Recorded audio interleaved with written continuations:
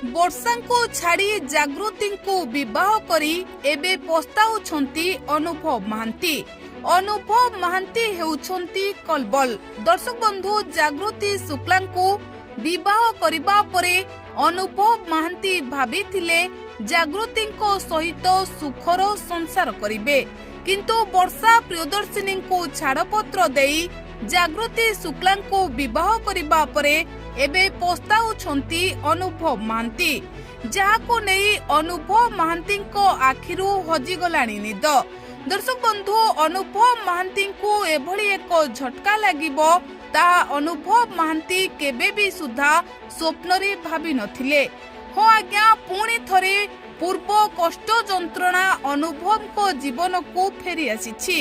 ବର୍ଷ କେଇଟା ତଳେ ଅନୁଭବ ମହାନ୍ତି ଯେଉଁଭଳି ଯନ୍ତ୍ରଣାରେ କଷ୍ଟରେ ରହୁଥିଲେ, ପୁଣି ଥରେ ସେହି ଦୁଃଖ କଷ୍ଟ ଅନୁଭବ ମହାନ୍ତିଙ୍କ ଜୀବନକୁ ଫେରି ଆସିଛି।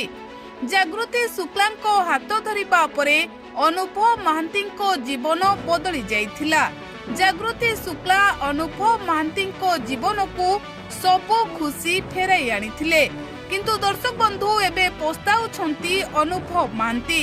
କାରଣ ଜାଗୃତି ଶୁକ୍ଲାଙ୍କୁ ବିବାହ କରି ଖୁସିରେ ସଂସାର କରୁଥିବା ବେଳେ ହାଇକୋର୍ଟରୁ ଲାଗିଛି ଏଭଳି ଜୋରଦାର ଝଟକା, ଯାହାକୁ ନେଇ ଚିନ୍ତାରେ ଅନୁଭବ ମହାନ୍ତି।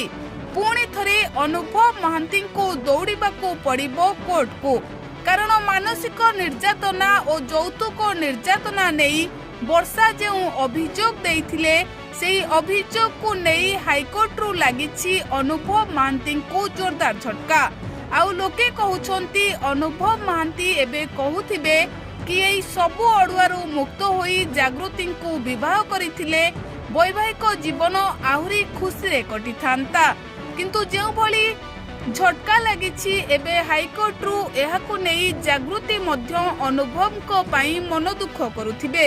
ଆଉ ଏହାକୁ ଦେଖିବା ପରେ ଅନୁଭବ ମହାନ୍ତିଙ୍କୁ ଭଲ ଲାଗୁନଥିବ।